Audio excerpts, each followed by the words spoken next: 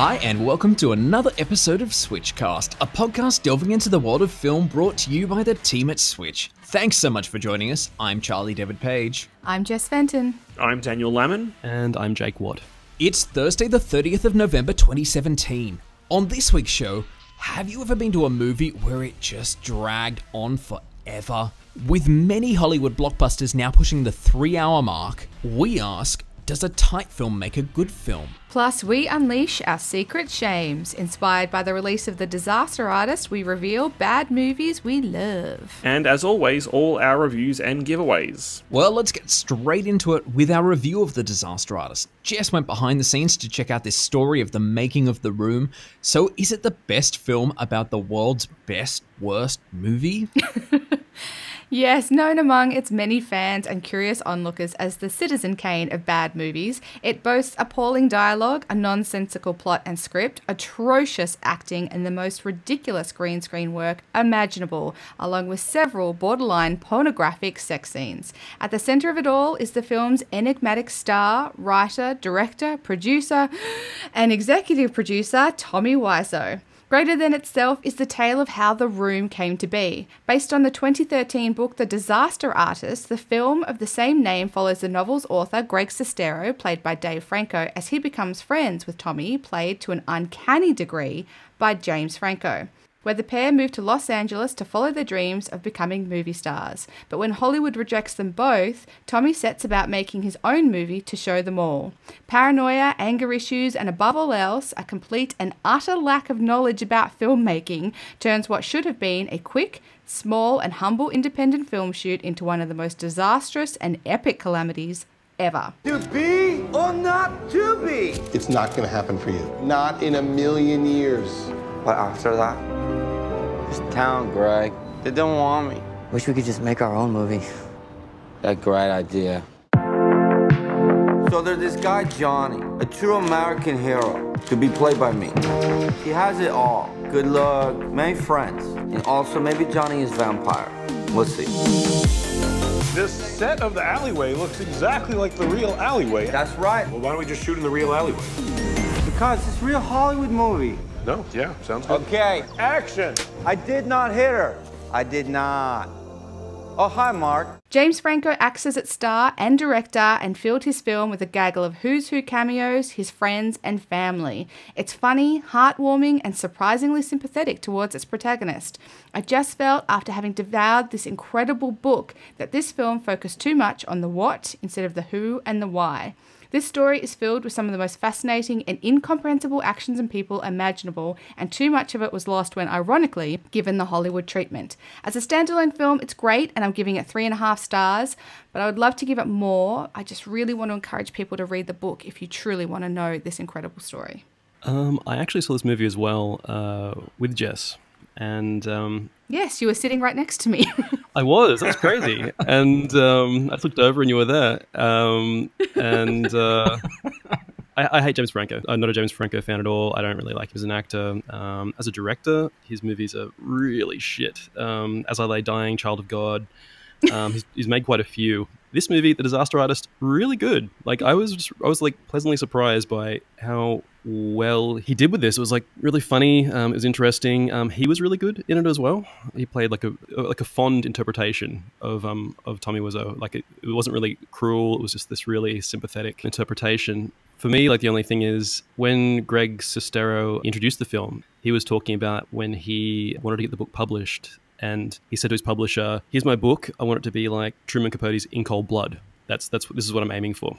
So I think his vision for the story was kind of dark. And I thought this movie had the potential to be pretty dark. But James Franco went in a different direction and made it funny and light. Yeah. And occasionally to like an annoying degree. Like, you know, the ending was a bit sort of pat and schmaltzy. And here and there, they kind of, you know, buffed down the sort of the darkness, which I think is probably more. I haven't finished reading the book, but there is a lot more thought-provoking stuff happening in there. Yeah. Actually, Tommy Wiseau has an incredible dark side. Yeah. You know, we were talking about this after the movie finished, and maybe like a director like David Cronenberg or someone with, you know, darker tendencies could have made The Disaster Artist into like quite a disturbing kind of psychological horror thing. You know, they mentioned the talented Mr. Ripley because Tommy Wiseau was just like, he loves, what does he call Matt Damon? Mark? Mark Damon or something. Yeah. So he's like, he's kind of into the Tell Him Mr. Ripley, and the movie itself and the story is kind of like Tommy really does kind of take over Greg's, or tries to control Greg to a degree. So, they could have made something more of that, I think, if they wanted to, but they didn't. And there's plenty of comedy material to be mined there anyway, and that's kind of what they went for, and it was still good. Yeah, interesting movie. It's very enjoyable, and it's very light and funny. And I also have to point out that at the end of the film, they do these side-by-side shots of the actual film, The Room, and the disaster, like James Franco's recreation of it. They are absolutely and utterly incredible, down to like intonation and pauses, the set, the costume, everything is done absolutely pitch perfect. And it's actually one of the best parts of the whole movie is watching these like Hollywood actors recreate the worst movie ever made. And it's worth it alone. Oh, I should also point out that there is a post-credit scene for any Room fans. You don't want to miss it because it has a big surprise in it for you. If you want to see a real Hollywood movie, lucky Melbourne fans can catch The Disaster Artist at Cinema Nova, Sydney-siders at the Hayden Orpheum Picture Palace, and Perth citizens at the Luna Leaderville from today, while the rest of the country has to wait until next week. So that's guys, and you can read my full review at maketheswitch.com.au. Also out today is Only the Brave, the true story of the Granite Mountain Hotshots. Eric Marsh, played by Josh Brolin, runs a small yet dedicated firefighting crew in Prescott, Arizona. They work hard and they rise through adversity to become the first ever municipal hotshot crew and earn the respect of the nation over the 6 years they work together. Yet being away from their families is tough, and with the unpredictable nature of wildfires, danger is always just around the corner. I heard you guys had some slots available. You lost, or? We got one slot open. You know what we're training for? Hot shots get to engage the fire directly. The SEAL Team 6 of firefighters. If you give me a chance, I won't let you down. Sooner or later, the fire's gonna come knocking in our hometown. We've been training for over 4 years. We got all our hours, all our qualifications. But until we're certified hotshots, my crew won't even be able to set foot on the line. I told you it wouldn't be easy. You want to talk about it? Or you want to do your John Wayne thing? It's not easy sharing your man with a fire. If the fire gets past our line, it goes to our town. Burn over seconds away. It's gonna feel like the end of the world. As long as you can breathe, you can survive. Tragedy strikes the hotshots in what would become the greatest loss of firefighters since 9/11. Only the Brave handles their story with great respect, focusing not on the bravado of the group, but their unwavering affinity and inseverable bond. This is easily one of the best roles Josh Brolin has played lately, if not as a leading role in his entire career. He's the common element that keeps these men together, played with tough fairness and a great respect. Miles Teller is also brilliant as Brendan Donut McDonough, one of the new recruits, a former drug addict and felon, just looking for a chance to change his life for his newborn daughter. It's also great to see Jennifer Connelly back on the big screen as Eric's wife Amanda, in a pivotal role she embraces with great gusto and strength. Don't go into Only the Brave expecting another disaster film or a dry biopic. This is a cleverly nuanced, fascinating tale of community, perseverance, and sacrifice. Despite its inevitable conclusion, you will follow the story every step of the way, and you'll be crushed when the final scenes end up playing out. I'm giving it 4 stars. It's great to hear that this actually turned out to be quite a good film. I remember seeing the trailer when I went to see Blade Runner 2049 at IMAX. When the trailer started, my instant reaction was to go at it because it just looked like the kind of expectable film. But as the trailer played out, I found myself becoming quite emotionally invested in it. And by the end, I remember thinking, no, I really do want to see this film. And then when the credits at the end of the trailer came up and I saw that it was directed by Joseph Kosinski, then it kind of sold it for me. Joseph Kosinski has only made 2 other major films, them being Tron Legacy and Oblivion. So this is obviously a bit of a change of pace for him. Oh, stylistically so different. It's a very restrained film for him, I think, but the film is all the better for it, for sure. But the best thing about both of those previous films was that they were visually absolutely spectacular. And so combining this kind of material, this kind of true story, moving material with his visual sense, and his storytelling sense, it's really exciting. So I was really disappointed I couldn't make it to the media screening of this because I really, really want to see it. I'm glad to hear that it turns out that it's really good. Yeah, well, I think it's a really good cast. Like, they've put together such a great crew. The cast itself isn't actually necessarily all Hollywood greats. It's got a really interesting mix of people who are actually on the cast. Like, it has some former Navy SEALs. It has some people who were original hotshots. So it's just a really different kind of cast from a standard Hollywood film. And Australian actor Alex Russell is in it. True story. Yeah. And that's all fantastic. But what's really beautiful about the film is the way that they interact with their family and the community, and they just have this great camaraderie. And that's what the story is really about. And I think the fact that it focused on that, as opposed to them being, these macho firefighters and saving communities and things like that, the fact they're a part of the community is far more interesting a story. These are tricky films to pull off. These kind of heroic dramas, a lot of the time they just end up being quite saccharine and overblown. Especially the American ones. Yeah, especially American ones and America's relationship to tragedy, which ends up just being quite heavy-handed. So it's easy to understand why someone would dismiss Only the Brave, but all the evidence that I've seen and listening to review, it sounds like this might be one of those rare instances where it is actually a genuinely powerful drama. I'll definitely go and see it as soon as it comes out. I'll be there on Thursday. I'll go see The Disaster Artist and this in like a double bill. It'll be a great afternoon. Yeah, look, it was a huge surprise to me as well, and I thoroughly recommend anyone go and see it, especially if you've had a bit of a stinker year with biopics. This is one of the better ones that I've seen. So Only the Brave is in cinemas now, and check out my full review at maketheswitch.com.au. Also out today is The Man Who Invented Christmas. Daniel delved into this Dickensian biopic, but did it have you saying bah humbug? It's 1843, and Charles Dickens, played by Dan Stevens, has had a bad run. His last few books have flopped, and he has a bad case of writer's block. However, a sudden moment of inspiration hits him, and he decides to write a Christmas fable. The problem is, no one really cares about Christmas, and his publishers won't bite, so Dickens decides to self-publish his Christmas tale. He only has 6 weeks till the big day, though, and it doesn't help that the characters, led by Ebenezer Scrooge, played by Christopher Plummer, refuse to behave themselves. Charles! It's about a miser, and on Christmas Eve, he meets some kind of supernatural guides. Does it have a title? Humbug, A Miser's Lament. Christmas ghost story, Christmas song. Christmas ballad, something like that. Get the name right and the character will appear. Scratch. Scrounger. Come on. Scrooge. Shut the window. You think I'm made of money? Mr. Scrooge. How delightful to meet you, sir. Sorry, I can't say the same. You and I are going to do wonderful things together. We couldn't possibly get it printed and distributed in only 6 weeks. I have to get to the printers by 9 o'clock. But you still don't have an ending. Merry, Merry Christmas to one and all.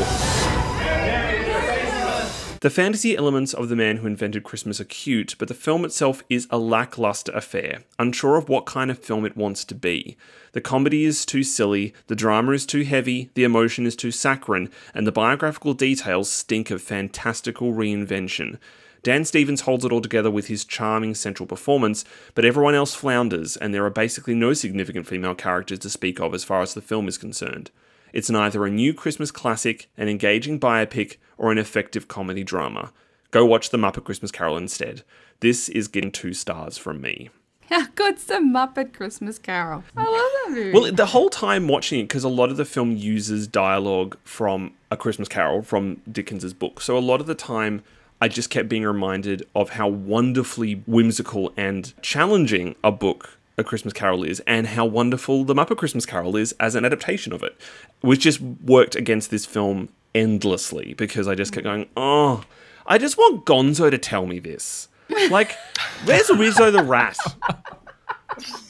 It's just so funny that there have been so many interpretations of A Christmas Carol. Muppet's Christmas Carol being absolutely and utterly being up there as one of the best. A personal favourite of mine is also Bill Murray's Scrooged, which takes a very dark and very comedic look at the whole thing. The fact that the origin of this story just gets such a thumbs down. The thing is, I don't know how much of The Man Who Invented Christmas is true. I know it's based on a book, but I haven't been able to find anything else about it. For one thing, he didn't invent Christmas. The reason Dickens wrote A Christmas Carol was because Christmas was back in fashion.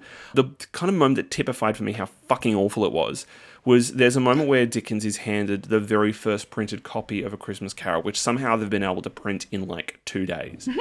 The outside of the volume is a perfect recreation of the first edition. So I was like, good job. They open the title cover, the title page, perfect recreation of the original title page. Good job.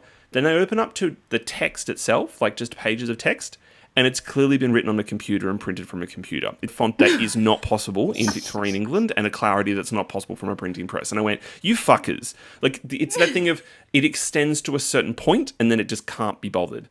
It keeps trying to be A Christmas Carol. It's like, no, just tell the fucking story, and stop trying to be a new Christmas classic. Just do your own thing. Though I was reminded that A Christmas Carol was published on my birthday, so that made me happy. I was like, oh, that's significant. It's also a misnomer because Dickens didn't invent Christmas. Everyone knows that Coca-Cola did. Oh, obviously. Definitely. Obviously. Well, you can find my full review at maketheswitch.com.au, and The Man Who Invented Christmas is in cinemas now. Also out today is Wonder. Jess caught this one in cinemas, but is it as wonderful as the title suggests? Okay, I would just like to preface my following review by saying tissues, and more tissues.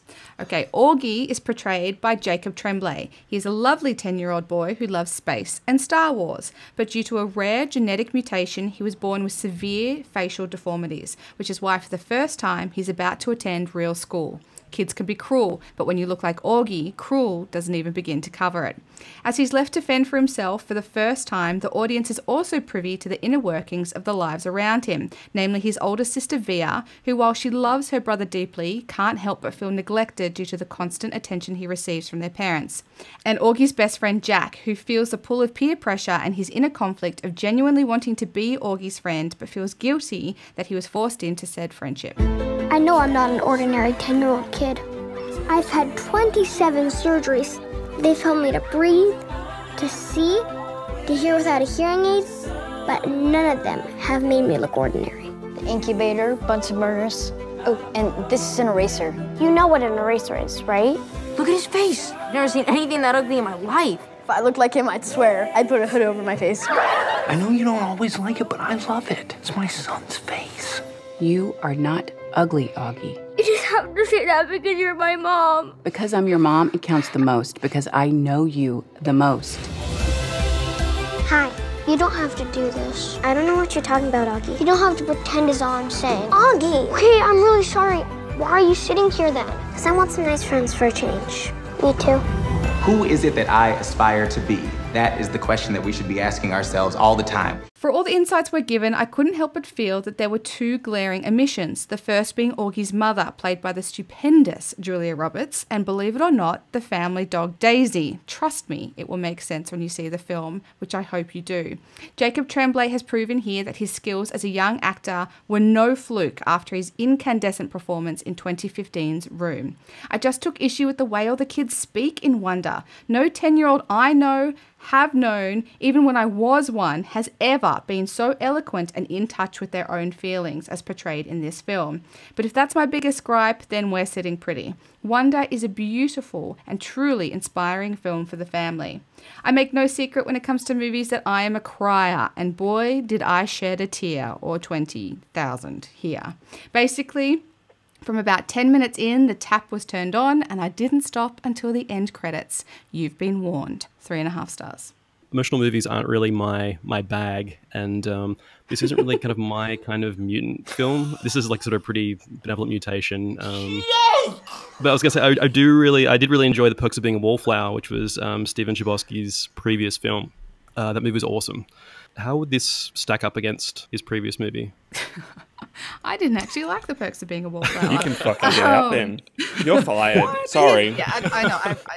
I'm sorry, I didn't like it. I like the book a lot better. But I will compare it to other films of this nature, which in my opinion would be Mask, the Eric Stoltz film from the 80s, and Jack with Robin Williams. And this movie sits somewhere in between. Although, as much as it is like a weepy film, I promise you will cry, it's not that stereotypical weepy, schmaltzy, as Daniel said before, like saccharine, just and shut up and stop feeling sorry for yourself films, which I found very, very, very refreshing. It does focus a lot on bullying, and it's not one of those, oh, it's not on the outside, it's what's on the inside that counts. It is actually about actions and consequences and, how you treat another person affects you and everyone else, and et cetera, et cetera. So in that regard, I think like I said before, it is a genuinely beautiful and inspiring film. But yeah, comparing it to Perks of Being a Wallflower, I'm not willing to do that because, I didn't like it.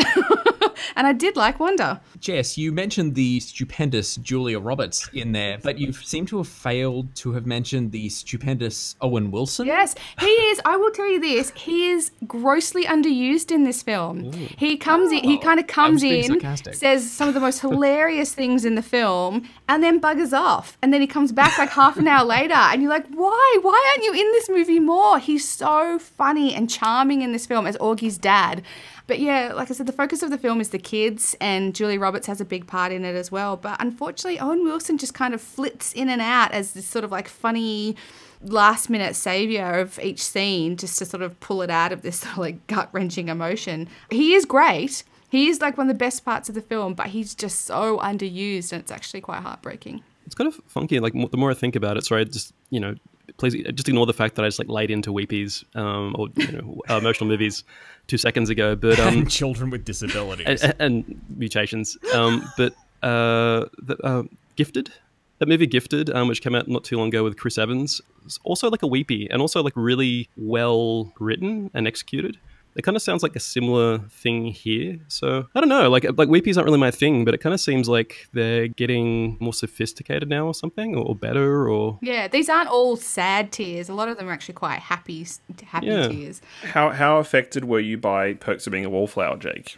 To be honest, a little bit. I wasn't crying, but, I guess I sort of could relate to it on some sort of high school level to a degree. And yeah, no, I was like surprised. I was like sort of watching over someone's shoulder at the time, but I found myself getting really sucked into that movie. So even though like Wonder isn't really my bag, I'd probably be keen to give it a squiz just because I really like the director and the co-writer. Jess is right though. Read the book of Perks of Being a Wallflower. It is superior.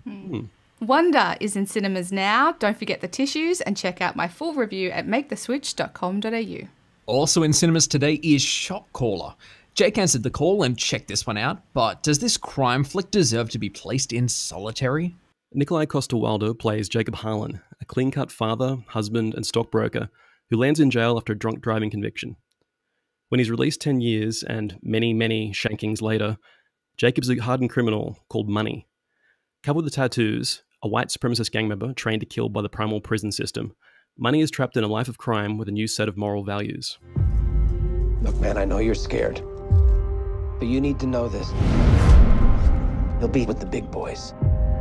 So you gotta stand up for yourself, because once you're marked in there, move! It will never end.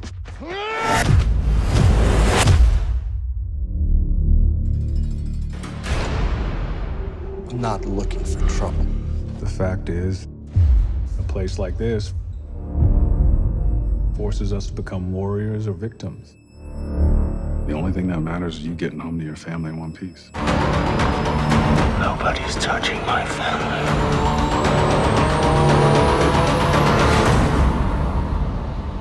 Due to his iconic role of Jaime Lannister on the TV series Game of Thrones, and his best roles being in foreign language films like Night Watch, Headhunters, and 1,000 Times Goodnight, it's easy to forget how versatile Danish actor Coster-Waldau is.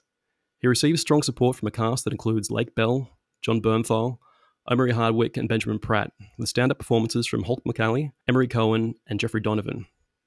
Writer-director Rick Romanuel researched Shot Caller while working undercover with Californian parole officers, learning the ins and outs of prison culture and gang rules. The result is a film that never fails to involve the viewer in the choices a regular man must make in his acceptance of a fate beyond his control. As the character says, once a dude gets institutionalized, anything is possible. Shot Caller never reaches the peaks of modern classic prison films like A Prophet, Ghosts of the Civil Dead, or Starred Up. As a film about American white supremacist gangs, it's no American History X, The Believer, or Imperium either. However, it is still a tense, terrifying, stabby look at the US prison system, and a great showcase for Nikolai Coster-Waldau's acting talent. 3 stars. You can find my full review at maketheswitch.com.au, and Shot Caller is in cinemas now. The Star is also in cinemas today. This animation tells the story of a small but brave donkey named Bo. Leaving everything he knows behind, he departs his small village to embark on a once-in-a-lifetime adventure. He meets a lost sheep named Ruth, Dave the Dove, and 3 wisecracking camels. And these oddball animals become accidental heroes in the story of the first Christmas. King Herod is up to something. Mary, you're in danger. You need to listen to what I'm about to say extremely carefully. Do you want a belly rub? The Star. You create a distraction. Hey! There's something seriously wrong with those animals. I don't recall any of these figures featuring highly in the Gospels. So the fact that they're regarded in the IMDb page, the synopsis calls them the unsung hero of the first Christmas. They're very unsung. I don't know. I didn't realise that the Christmas story needed heroes. Who I kind of feel like the mother who prevents her Apparently child Jesus from is being not a hero massacred enough. is kind of maybe the hero in that story. But I mean, that is a woman, so Perhaps. obviously we can't celebrate her.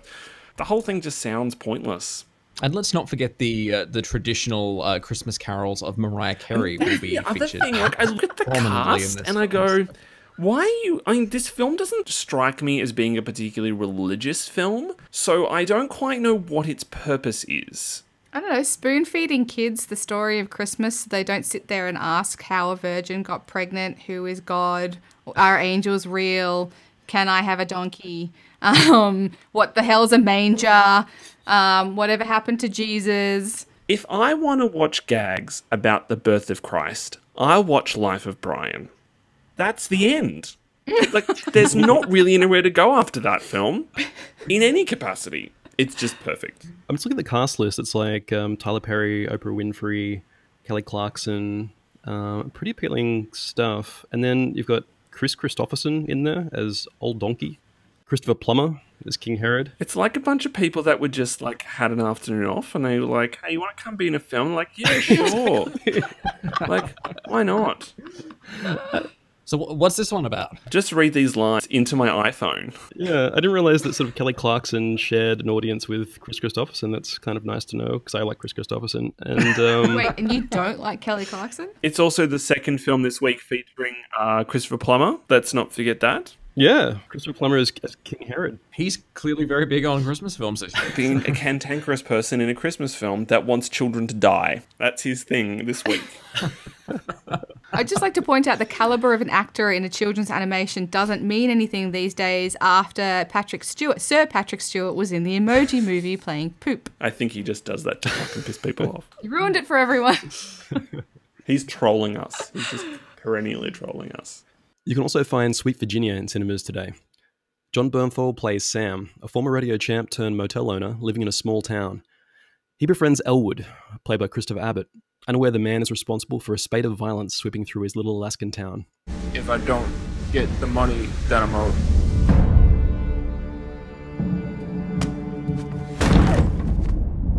Haven't really been sleeping much lately. Yeah. It's like every time I close my eyes, I have a nightmare.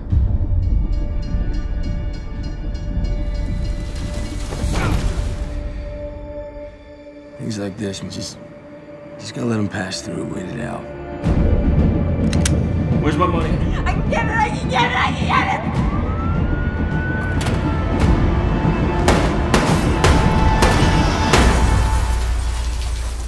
This part neo-noir, part thriller, part modern western also stars Imogen Poots and Rosemary DeWitt and was written by brothers Paul and Benjamin China, with a screenplay that was high in the esteemed Blacklist back in 2012. Finally, National Theatre Live's production of Peter Pan is in cinemas from this Saturday. Daniel took this trip to Neverland, so did it set your spirits soaring? In collaboration with the National Theatre, Devise-based theatre makers The Companies reinvent J.M. Barrie's masterpiece Peter Pan with a dazzling mix of puppetry, acrobatics, music and theatrical spectacle. They aim to craft something thrilling for both young and old alike. What's your name? Wendy, Moira, Angela, darling. What's yours? Peter Pan.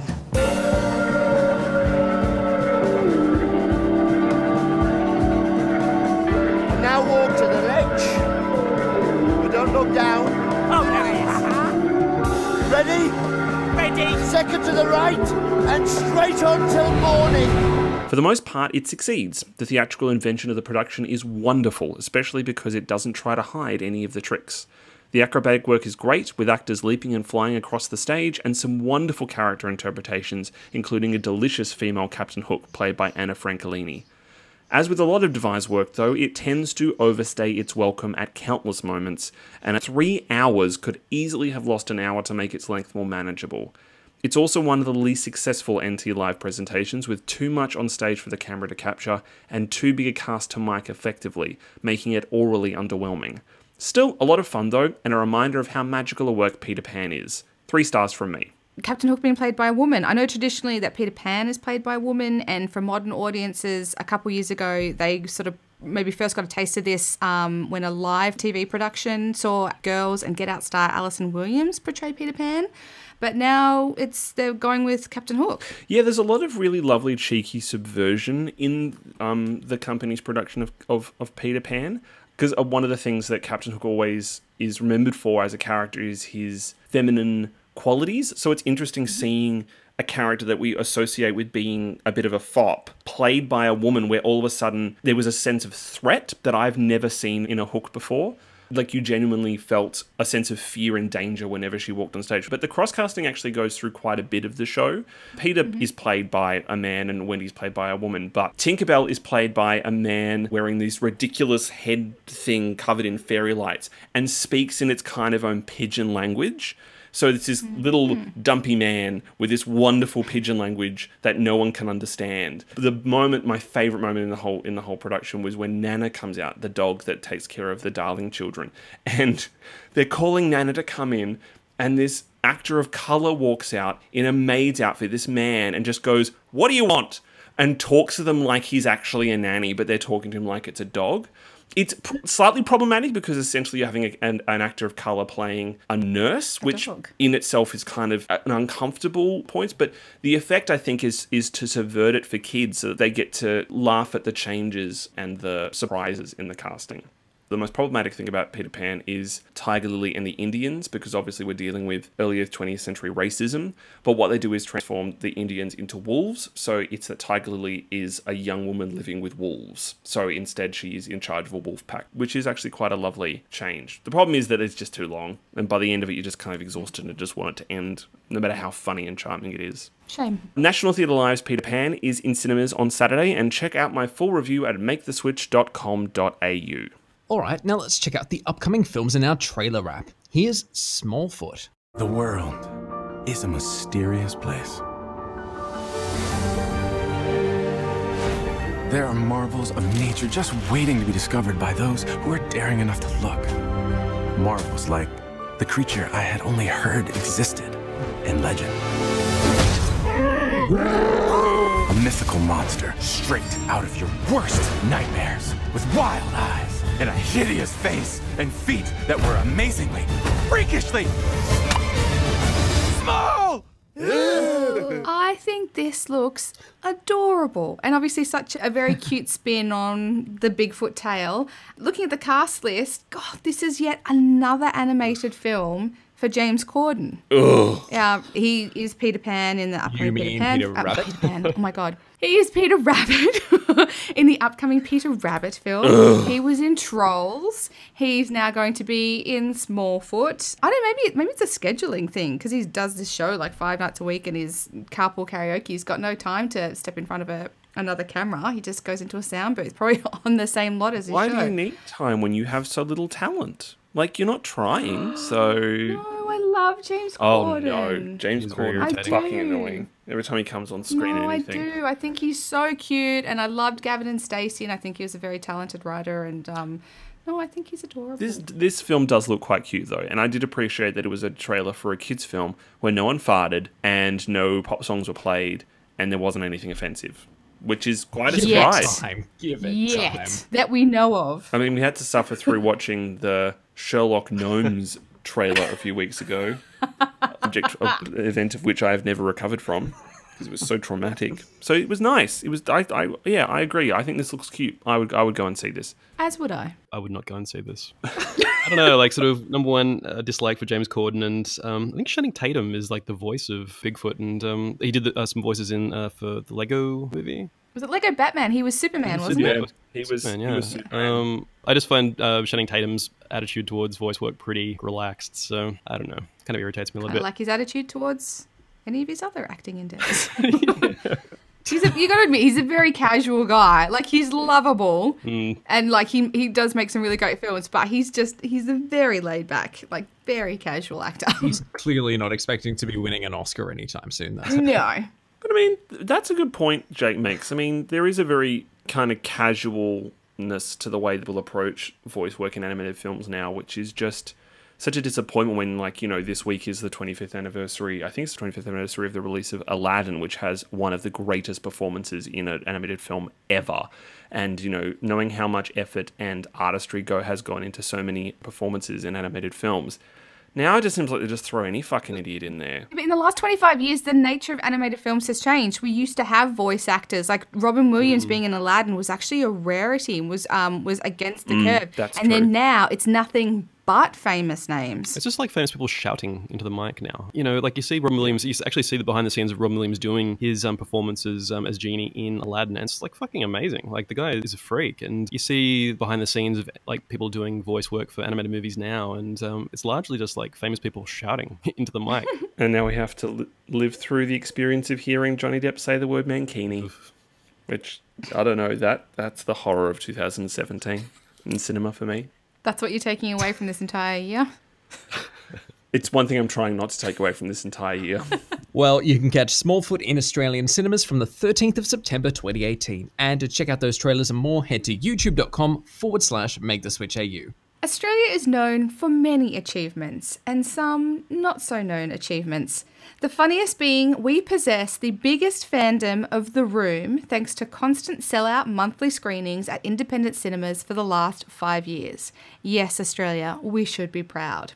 This got me thinking though, if the worst movie ever made can in fact be beloved by millions, then what other terrible gems are we secretly or not so secretly loving?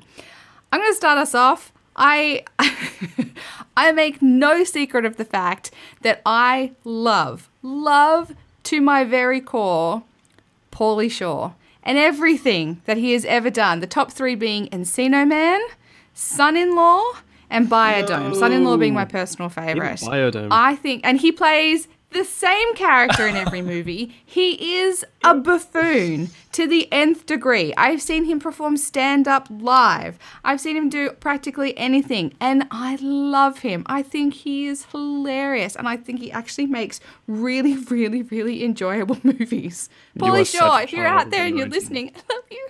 You are such a child of the 90s. Yes, I am, and proudly so. I wear my badge.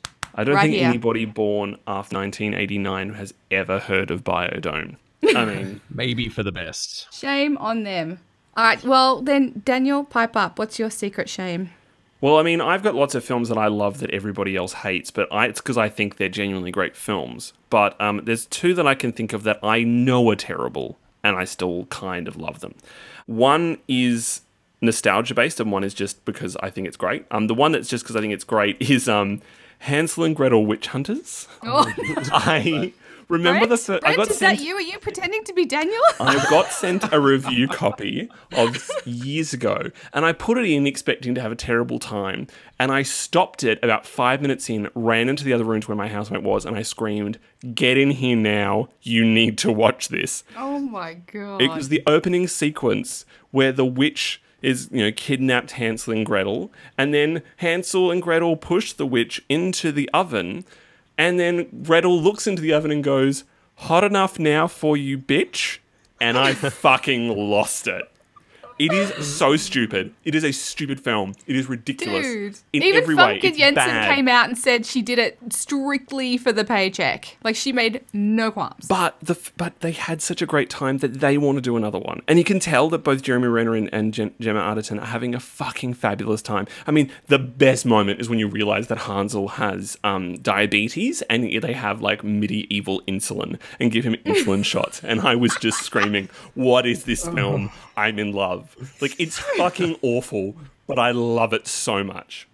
The other one, which is purely nostalgia based, and it was pretty horrible when I was an adult and rewatched it and realised how bad it actually is, but I still kind of love it, and that's Hook. Like Steven Spielberg's I love Hook.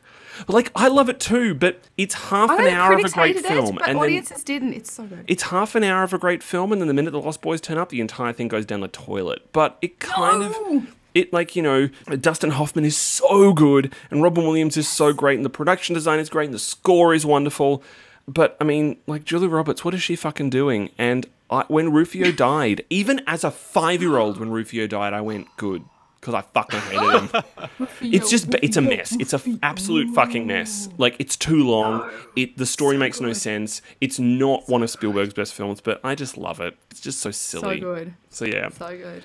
Charlie, I'm going to go to you. I'm going to skip Jake just for now because I feel that every movie he's going to say, he's already said at the end of every episode we do. The last, 21 episodes. Jesus so, Charlie, Christ. what's your guilty pleasure? Love you, Jake. Brent's listening to this in Budapest or something going, thank God I wasn't there. Well, we all know it would have been League of Extraordinary Gentlemen anyway, so we can just put that in now. Oh, that boy will defend that movie to the ground. I know, irrationally. My two choices are, I have a really cheesy one like Daniel and one that is nostalgic. My super cheesy one is anything from the Sharknado series, because it's like one of those things which is just so bad that it's good. Does this mean we can blame you for the fact that there's 5 of them? Absolutely. I am the sole person watching them now, so it's clearly just me. No, there's shitloads of people around the world who are fascinated by this fucking terrible, terrible series, but it's just so bad. The first one that is it's good. quite a marvel. It's a monument that one needs to stand before. Yeah, and to be honest, like the middle, like 3 and 4 got a bit boring, but 5 is kind of back on par. So it's coming full circle. It's okay. And one from a nostalgia point, which I really love is, and this has been purely because of my childhood and going to see this at the cinema with my friends, is Deep Blue Sea. It is such a bad You just film. like shark movies. Honestly. Bad shark movies. Yeah, Cannot. the shark movies. Hey, that's true. I didn't even realize. Or maybe it's because there are very few good shark movies. I mean, Jaws may be the one exception. But, Maybe an exception? Oh, actually, I'm going to add Maybe? maybe. Jaws won anyway. No, the other animal film that I'm going to throw in there, and it is total trash as well, is Piranha. That's also probably like roughly the same era. Also deadly animals. So yeah. I was just thinking about how good Piranha was just then. I was actually considering saying Piranha myself. I'm just like, no, that's actually a good movie. I'm not going to try and smear Piranha's name. All right, Jake, it is your turn now. All right, Jake, I'm 95% sure I will probably have never heard of the movies you're about to mention, but take it away. No, so I'm the wrong person to ask this question to because I like a lot of stuff. It doesn't really have to be a cinematic achievement. All it has to do is like entertain me on some level. So this is a really hard question to answer because for me, this is like a really broad category. So I'm just going to narrow it down to Paul W.S. Anderson's work and pick out How will you pick from 3 that? movies. Yeah, I know. So Mortal Kombat, the first Mortal Kombat movie, pretty fun movie. Massive ripoff of Enter the Dragon, really catchy theme song. Some fairly good special effects for the time. The second one would be also by Paul W.S. Anderson. The second one is the remake of Death Race with Jason Statham. That movie is just insanely entertaining. You know, as like any movie with Jason Statham in it, the acting is non-existent pretty much. Does he take his shirt off? No, he doesn't actually. He doesn't even really even do much kung fu in this movie. He just kind of walks around and gives stone face and drives a car and splats people. But Yeah, super entertaining. And the third one is a movie that Paul W.S. Anderson didn't actually direct, but he produced it. It's a video game movie called DOA Dead or Alive. Oh, I have a friend who says that's the greatest film ever made. Like, he's been trying to make me watch it for years, and I openly refuse. I think I've still got it on DVD. I bought a second-hand copy from Blockbuster years ago. I think I still have the DVD around here somewhere. So if you're not familiar, DOA Dead or Alive was a computer game. It was a ripoff of Virtua Fighter or Tekken. And the only real distinctive feature of DOA was the fact it had like breast physics. So the female characters were really bosomy, and the breasts bounced around basically.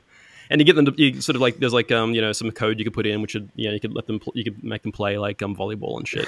Anyway, they made a movie out of it, as you do, with a director called Corey Yuen. Including the volleyball scenes? Yes, actually, including the volleyball scenes, of course. And the director's Corey Yuen, who's like a really famous Hong Kong action film director, so pretty overqualified for this movie. Yeah, the cast was like Holly Valance, Jamie Presley, Eric Roberts. He was the bad guy. Anyway, the movie is just, it's because Corey Yuen's doing it, the movie has really, really good fight scenes, like unusually good. All the actors, obviously they're all hot chicks, but they're all also doing a lot of their own stunts, so it looks really cool. And, it has Eric Roberts with superpowered sunglasses, which he uses at the end to fight everybody. So that is also a extra star. Those are my three. Those are my. I narrow it down from like a massive field to those a core three. Those would probably be it. From every film he's ever watched to three. Jesus. All right, guys, we're giving you our picks. So I now encourage any and all listeners out there to please jump on social media and give us your picks for your favorite bad movies that you just love. We won't watch them, but we'll judge you. We'll judge you so bad. Just as you have done over this past segment. Well, on to something different now. And have you ever been to a movie and felt like it's just dragged on forever? Particularly with Hollywood blockbusters over the past few years, there's been a misguided notion that people want to go to the movies for a long time, not a good time, with many movies pushing the 3-hour mark. But there's been a recent effort to rein in those exorbitant times. However, does a tight film make a good film? I don't think it makes any difference. I don't think the running time of a movie makes a movie any better or worse. It's, who's making the movie and the people involved. You can look at a movie like the original Blade Runner, directed by Ridley Scott, which ran for 117 minutes, and compare it to Blade Runner 2049 by Denis Villeneuve, which runs for 163 minutes. Both awesome movies, and one is like considerably longer than the other. But then you look at sort of other blockbuster movies that are quite long, like the Lord of the Rings movies, like which are just you back off, mate. and awesome. Like I love Lord of the Rings movies. We have 5 Transformers films, and you choose to use the Lord of the Rings as your example? Yeah, man. Like as an example of like good long blockbuster filmmaking. Okay, so it can be done. That is true. They walk for like 12 hours. Oh, they do more than walk. Oh my God. They talk and stuff as well. Discussion. Oh, they talk and walk. Awesome. Yeah. What a great way to spend 127 hours. Avatar, which is actually quite a good movie. I know it's like sort of trendy to shit on Avatar now. Avatar, long movie, also pretty good.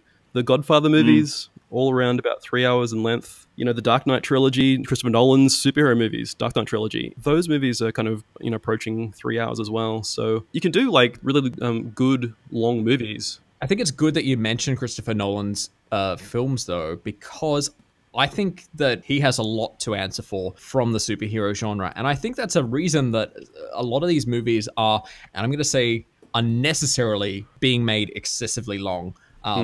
Because he actually had a lot of great material to work with, and they put a lot of work into those films.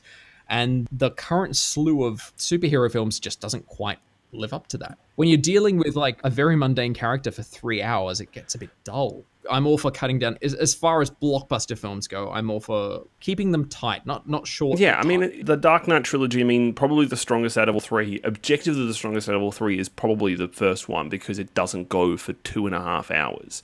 There is, like, as much as I love the Dark Knight, it could lose 15 minutes, and Dark Knight Rises could definitely lose. I mean, I think it comes down to that thing of a film should be as long as it needs to be. Does the Lord of the Rings need to be, each Lord of the Rings chapter need to be 3 hours to do what it needs to do? Yes. No. Yes, it does. With the Hobbit films, do they need to be 3 hours to do what they need to do? No, they don't. They didn't need to be. There is a sense of, yes, maybe some studios believing that, some filmmakers believing that the longer a film is, the more bang for your buck kind of thing you get. It's like trying to overcome ticket pricing and stuff. Well, yeah. I mean, in the continuing debate about how it is that Blade Runner 2049 failed, another thing that people have thrown up is that it's too long and that people will put off by the length, which is entirely possible. But I mean, one of my bugbears with people complaining about the length of films is you don't know whether a film justifies its length until you see it. So, for example, when Justice League announced it was going to be 2 hours long, a lot of people went, oh, this is problematic because the film might not be how can it listen 2 hours? I mean, it was problematic, but its runtime wasn't the problem. But I remember going to a review screening years ago, and one of the reviewers asked another reviewer, how long is this film? I mean, it was for Snowpiercer, which I was very excited to see. And they said, oh, it goes for 128 minutes or something. He went, oh, over 2 hours, loses a star. And I was like, that's an odd thing to say. And they kept talking. And this reviewer said, there is only one film in history that justifies being over 2 hours long, and that's The Godfather. And I sat there and went, no, I think there's a lot of films in existence that justify being that long. A lot of the greatest films ever made justify being that long. And dismissing a film based purely on its length, I find quite a problematic way to approach films, but also just defining a film by its length. I don't know. It would be nicer if Transformers films didn't go for 4.5 hours. I think those Transformers films are giving long films a bad rap as well. We're kind of almost at the stage now where, to a degree, we associate long running times with a shitty movie. And it's just fuck, man, do I want to be trapped in a shitty movie for 3.5 hours and whatever? Because of these Transformers movies and because of the fact that they're just fuck, okay, we're going to give our audience more bang for the buck by throwing in an extra hour of Mark Wahlberg or whatever. I don't mind either. I don't mind sort of either a short film or a long film, but it definitely does come down to, the content and who's making it and the intention behind it. Well, here's a question for you guys. What is the worst sin? Is it a movie that overstays its welcome, something that is just drags on too long, or is it something that is rushed and doesn't spend enough time on developing itself? Oh, that's a tough one. I think overstay is more of a problem because you get bored. At least with a film that rushes things, there can be things in them that you can still appreciate and really like. Dunkirk, for example, it left me wanting more, which was exactly what it should have done. But The Dark Knight Rises, you've overstayed your welcome by half an hour. I checked out a while ago. So I think it's, overstaying welcome. Yeah. I'd rather a film overstay its welcome than be too short, because if a film isn't developed enough, then it's almost like an overly long trailer and you walk out going, oh, it could have been so good if it had just, given this person a longer backstory, or if they'd answered this question, or if this scene went a little bit longer, or, et cetera, et cetera. And you just end up feeling disappointed, as opposed to, that was really good, but I just wish it had cut 15 minutes of it, or I felt this scene was unnecessary. You're still getting a good movie in there somewhere. But doesn't it risk the possibility of being bored? Yeah. I hate the feeling where it's you're watching the movie and you think to yourself, okay, this is the end now. Okay, this is the end. And you're just okay, I'm ready for the end to happen. And it doesn't happen. Because the movie is still going. Oh, multiple false endings. That is really... Yeah. And actually, that's one of the things I will say about the whole Lord of the Rings trilogy. I think it had too many endings. At the end, yeah. But it worked pretty hard to build up that goodwill for that super long kind of ending. Yeah, I can forgive it, that's for sure. We have some great giveaways up for grabs this week. First up, we have 5 copies of Girls Trip on Blu-ray, when 4 lifelong friends, played by Regina Hall, Tiffany Haddish, Jada Pinkett Smith and Queen Latifah, reunite for a trip to New Orleans. Sisterhoods are rekindled, wild sides are rediscovered, and there's enough dancing, drinking, brawling and romancing to make the Big Easy blush. We're also giving away 5 copies of The Dark Tower on Blu-ray. 11-year-old Jake Chambers experiences strange and confusing prophetic visions of a gunslinger seeking to stop a man in black from destroying a tower and bringing ruin to the world. Yet he is dismissed by all around him. When Jake discovers the world is real, he must fight alongside the gunslinger and stop the man in black from destroying the tower. We're also giving you the chance to win one of 5 copies of The Lost City of Zed. Based on the true story of British explorer Percy Fawcett, we follow the adventurer on dangerous expeditions into the Amazon as he searches for a lost civilization that will change everything that science knows about human evolution.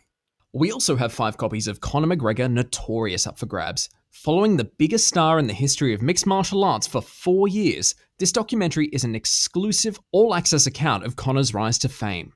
It's an unprecedented glimpse into the public and private life of a man considered a hero by many fans across the globe. The Secret Scripture is heading to cinemas, and we're giving you the chance to win one of 10 double passes.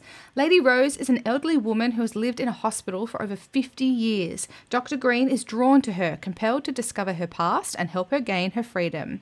Through Lady Rose's scripture, a life of extraordinary love and great injustice emerges, revealing a remarkable young woman of courage. And Woody Allen's Wonder Wheel is also set to hit cinemas, so we're giving you the chance to win one of 5 double passes. Set at Coney Island in the 1950s, 4 lives intertwine in this tale of passion and betrayal. There's Ginny, played by Kate Winslet, an emotionally volatile former actress now working as a waitress. Humpty, Jim Belushi, Ginny's rough-hewn carousel operator husband. Mikey, Justin Timberlake, a handsome young lifeguard, and Carolina, Juno Temple, Humpty's long-estranged daughter, who is hiding out from gangsters in her father's apartment. For your chance to win this and all our prizes, head to maketheswitch.com.au/comps now. And before we go, we'd like to offer you some cinematic inspiration, with each of us suggesting one film that you should see this week and why. For me, I have been on a bit of an animation binge this week. I've seen a couple of really great films. I've seen a couple of really awful films, but one I revisited that I love eternally, and it is such a beautiful film, is How to Train Your Dragon. Yes! Honestly, this is one of the better DreamWorks animations. I gotta say that. It's very much a standout in their stable. It's this fantastic story of a young Viking who lives in this town which is inundated by dragons, and they're all preconditioned to fight them off, basically. And he manages to knock one of the most deadly and mysterious dragons out of the sky and ends up befriending it. And they develop this very lovely relationship, and they change the way that the town sees all these dragons. It's got a really great voice cast. It is probably one of the few things that I will say Gerard Butler is actually good in. And that is saying a lot. But also, it's just really beautiful animation. Like, Toothless is probably one of the most amazing animated characters ever. I want this dragon so much. I wanted him in my You and every life. other kid that saw that movie. I know, right? And adult, myself included. And the fantastic thing is How to Train Your Dragon 2 is equally as impressive. So I can't wait for the third one, which is still a couple of years off now. Kind of keeps getting pushed back. So for me, this week, I suggest you go see How to Train Your Dragon. Jess, what do you have to suggest for us this week? Okay, I've got a little story behind this. So last month, I took a friend of mine to the movies to go see the fabulous The Mountain Between Us. You might want to go back a couple episodes to hear our thoughts on that. And before the movie, I can't remember what the context was, but I ended up quoting The Karate Kid. And this guy looked at me. I admit that he's young, but I still find this no excuse. And he looked at me as if I had a unicorn horn growing out of my head. He had no idea what the hell I was talking about. And I'm like, you've seen The Karate Kid, right? And he said, no. He hadn't even seen the stupid remake with like Will Smith's kid in it and Jackie Chan. And I was horrified. I mean, what the hell are they teaching the youth of Australia in schools today if they haven't seen The Karate Kid from 1984? It came out the year I was born, which means when it came out, I was not old enough to see it. But I have still seen it many, many, many times. It has 3 sequels. 3, the last being The Next Karate Kid, which stars 2-time Academy Award winner Hilary Swank. They're all glorious, but I'm going to focus on the first one right now. So it's about Daniel LaRusso, and he moves to a new town, and he befriends an old Asian man called Mr. Miyagi who teaches him karate in order to defend himself and learn, like courage and all that other crap. And it's fantastic. It's, if you've ever heard throughout your life the whole wax on, wax off thing, paint the fence up and down, the crane, sweep the leg, finish him, yada, yada, yada. This is the movie where it all came from. It is one of the defining 80s movies. It's amazing. Yes, it bore a terrible remake a couple years ago, but just ignore that one. We want the original, which doesn't actually feature karate at all, but you want the original 1984 Karate Kid. God, if you have not seen this, I just want to wring your stupid little necks. Yes, it is a classic, and I encourage everyone to go see 1984 The Karate Kid. Go. Okay, so you better go see The Karate Kid or Jess will karate chop you. Damn straight. Daniel, what are you recommending this week? I'm recommending Pier Paolo Pasolini's 1964 neo-realist film, The Gospel According to Matthew. That's all? That's it. That's it. It's 15 seconds. That was 15 seconds. Okay, short and sweet. Cool. Fast game's a good game. Okay, well, Jake, let's wrap it up. What have you got for us this week? Well, I mentioned this before when I was talking about Shot Caller, but in 2001, Ryan Gosling starred in a movie called The Believer, where he plays a Jew who becomes a neo-Nazi. And it was based on a true story about a dude called Dan Burrows, who was a member of the United Klans of America, and also somewhat of a Nazi, who was revealed to be a Jew by the New York Times and later committed suicide. The movie itself is directed by a dude called Henry Bean. He's a very strange character. He never really made too many movies, and to be honest, I think it's one of Ryan Gosling's best movies. If you're into Ryan Gosling, not many people are. Just a really powerful, lyrical, almost like poetic film as well. Anyway, if you're like a Ryan Gosling completist or you actually enjoyed Shot Caller, I recommend checking out The Believer. Well, some very diverse suggestions there for you this week. Something for everybody. And you can find the links to all the articles we've talked about on this week's podcast at maketheswitch.com.au. Please subscribe to SWITCHCast on iTunes or your favorite podcast platform, and don't forget to rate us. And stay in touch on Twitter. I'm at Charlie_David. Jess? At MissJess_Switch. Daniel? At Daniel Lemon. And Jake? At Jake Chatty. Like it, follow it. You can find us on Facebook, Twitter, Instagram, and YouTube at MakeTheSwitchAU to stay up to date with all the latest reviews, news, trailers, and giveaways. And you can find all the notes and links to everything we've discussed on this week's podcast, as well as other episodes, by visiting switchcast.com.au. On next week's show, I'll have my review of the Japanese animation In This Corner of the World. Thanks so much for listening. We'll see you all next week.